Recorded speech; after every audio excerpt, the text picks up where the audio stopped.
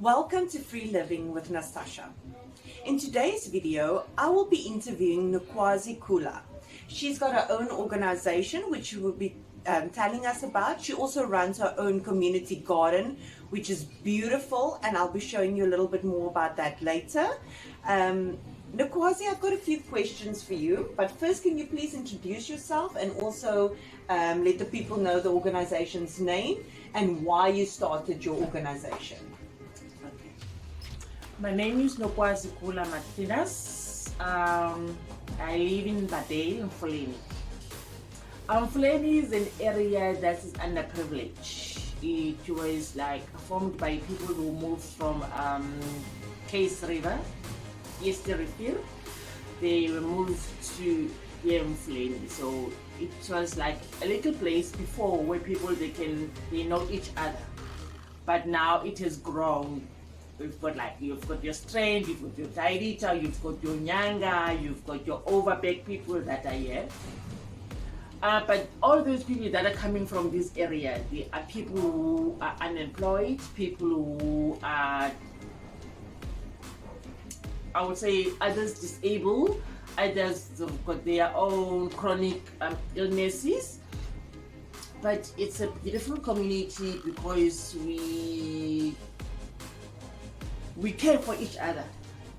We care for each other. We like your neighbor knows your neighbor. Your neighbor care for your neighbor. So the organization started in Bosasa. It's right at the beginning of Mfuleni.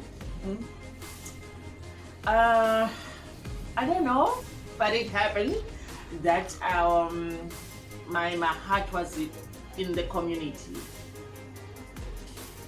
I saw the people that were sitting there under the trees. You know those people that are looking for jobs? Standing there with their tools, waiting for the cars to come and pick them up and pay them by the day. So that day it was very, very hot. So I'm standing at the gate and the sun is very hot. The heat is hitting me. I'm chatting there with the other lady. Then I'm looking at the other lady and I'm saying to her, you know, these people, they might be hungry. Because they've been there for the whole morning, from the morning, 5 o'clock they are there already. Because they are waiting for these people, what I'm going to get today. Am I going to get a job today? Am I going to get somebody who's going to pick me up? So one day I had like 50 rand on me. So I went to the shop, I buy drink, like your fusion. Then I buy, I think it was 2 loaves of bread. Then I just put like the rama, then I make the 25 liter of the fusion. Then that's how I started the kitchen. By feeding the people on the street. By feeding the people. Waiting for anybody to come around, just give them a small job to get a few bucks in to continue life. Yes. How many years ago was this? Oh, it's 2012. Wow, okay. 2012. Then we were not registered then. We registered 2013. Then we receive our certificate on the 25th of September. Wonderful. And you've been doing this ever since? Ever since. Can you tell the people, the audience, how many people do you feed a week and how many times a week do you feed the people? Do you feed them twice a day, once a day? We feed them 3 times a week. 3 times a week. We have 500 people that we are feeding per week. 500 people. 500 people. With those 500 people, it's people that are coming to fetch. Okay. So they know about you, they know what days you serve, and they will come and collect. Yes. In one plate, it's not only one person that eats on that one plate. Oh. So when you dish on that plate, you know there's someone else who's at home who's going to eat from that plate. So it might happen that we are not only feeding that 500 that only come to fetch. You're feeding the ones at home as well. We're feeding the ones that are at home. So it depends how many people or how many children, but most are the children that we are dealing with. Right. That's the aim of the organization, is to deal with children. But if there's elderly, we don't chase them away. We also work with them and also we support the elderly. Beautiful. And there are those elderly who are at home. Yes. Got like bedridden, Yeah. they got like your chronic diseases or your chronic illnesses. Sometimes if you've got enough food, we give them like a food parcel, food parcels, like the potato, the veggies, we make Yes. the combo. Okay. Then we give to them. Only when we have enough, then we give to the elderly. If we don't, So your main is the kids, and then if there's anything left, you see to the elderly secondly. yes. Okay. Then my other question is, I know that you are very passionate about AIDS, and that you work with HIV positive people on a daily. Can you also just tell the audience a little bit more about that? Your passion for the for the sickly, and what you do with them. How do you help them? Are you involved in caring for them, or do you just feed them? How does it work? Okay. What are we doing with HIV? Is we're not working directly Okay. with them. What we are doing when we make an awareness, Okay. whereby we talk about the medication, we talk about self-maintenance, we take about your mental self-care, and So it's more educational purposes. Yes. that's it. Okay. yes, and So you educate them on how to live with HIV or AIDS. yes. If I'm correct, HIV and AIDS are different. The one Different. is permanent, and the one is It's just the virus. the one is the virus, the one is the symptom. disease. Yes. All right. Okay. So thank you for enlightening me. I'm sure a lot of people at home also didn't know that there is a difference between HIV and AIDS. Because if somebody says somebody has HIV, they automatically assume it's AIDS, full blown AIDS. It's You two know. different So things. yeah, a lot of people don't know there is a line between the two, and that they are different. My other question is, Nokwazi, you started your own community vegetable garden. What gave you the passion to do this? What made you decide to completely make your soup kitchen self-reliant and go out there, plant your own vegetables, catch your own rainwater, and feed your community from that? What was your passion behind it? What motivated you? I had a little garden in Bosasa whereby Self-reliance was helping me with the resources. Okay. So in that garden, that was the first time for me to do the garden. So we also had competitions because we were 15 people that were trained. So we had competition whose garden is beautiful, and then what are you going to get after that competition. So my garden was so beautiful, and what I get from my garden is like something that sustained my house, sustained my home. So from there, I grew from there to have the community garden. My first community garden was in Bosasa. Okay. So even some people who continue there that I left there to continue. So that's what motivated me to see that if we can have a garden for the soup kitchen, it can do the same thing that it has done for me for my household. It can be sustained by the garden. That's beautiful. I must say, I'm really impressed with what you have achieved all by yourself and with the children of the community. The children of the community loves Nokwazi. They absolutely do. Tell me, going forward, you did mention that you are going to start teaching the children of the community little gardeners. Can you tell me a little bit more about that as well? Okay. Yes, we started last year with 15 children. Okay. We teach them like how to make their own seedlings. We teach them how to use compost and how to use different type of containers to do. Even though you said you don't have a space, you do have your wall. Your wall can be your garden. Definitely. Yeah. We we drink fusion every day. We drink your tweezer every day. And what we do with those bottles, we throw them away. Exactly. Yeah. Where it can be our garden. There's so many things you can do with empty cauldron bottles. I know I have done quite a few things in my own self-sustainable garden, and I hope that people will see what Nokwazi has done in her vegetable garden and would want to do the same. Go out in their communities and start beautiful vegetable gardens to feed the community and to empower that community, to take back control and be healthier.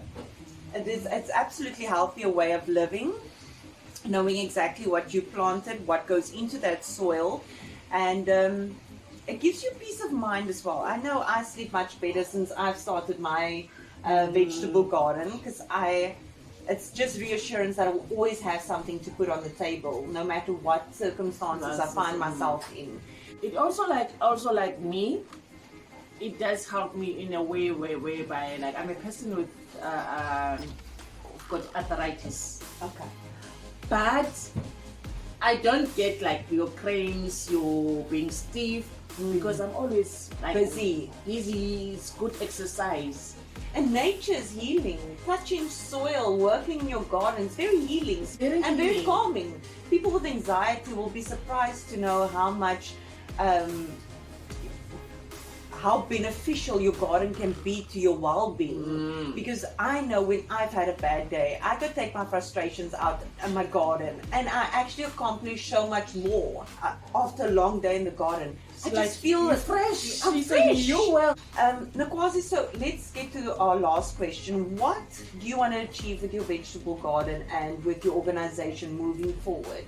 That if there is anybody watching right now and that would like to help, that they can have a bit more of an idea where you are going with your organization and what you want to achieve with your community vegetable garden, your organization. The goal of Masikole is to make the community aware that they don't have to rely. They can rely, but they don't have to depend. Because it's when you depend, you at the other side, you end up feeling like you are a burden.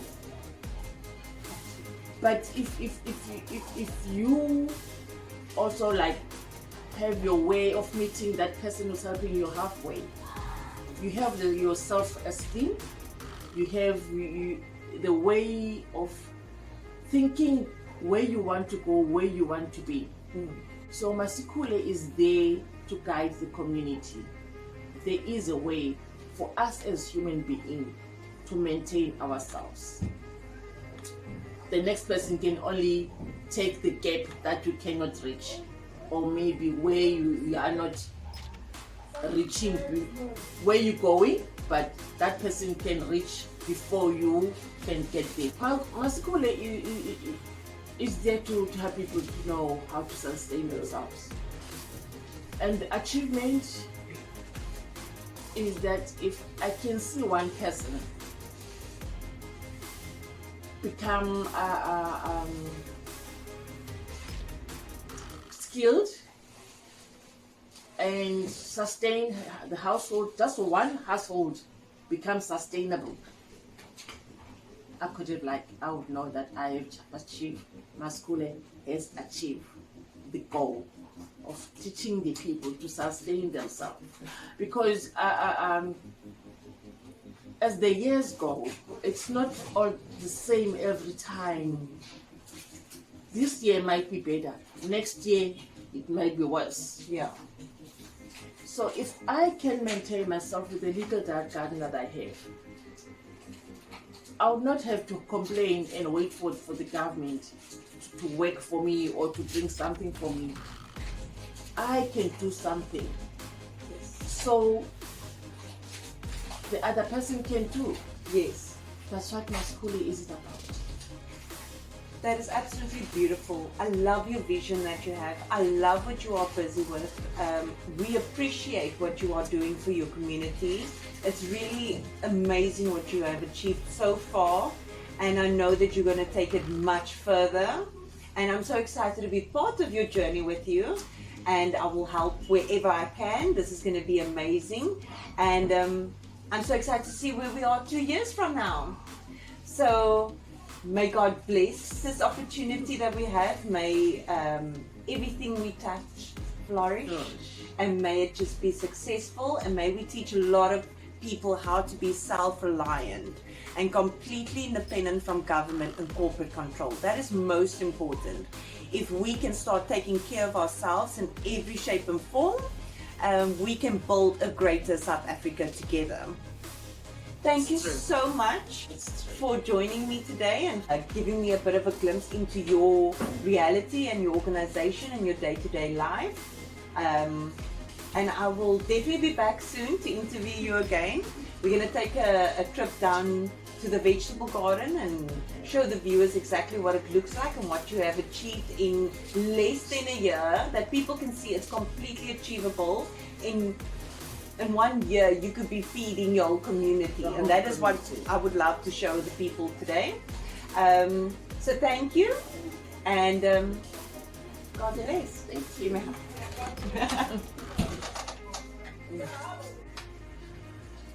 I'd like to be helped with this work that we are doing in this community. As we are having the soup kitchen, we are having the children that are coming to get the food in 2 times a day, 2 times a week. We are having the breakfast in the morning when they go to school. They come and fetch their porridge. When they come after school, they come for the lunch, they come for supper. And also we taking them to other organizations where they can upskill their skills, because they do have skills. It's only that we need to nurture them. So the more we get help, the more we can help them and assist them to grow, to become a better leaders. And thank you in advance. Thank you so much.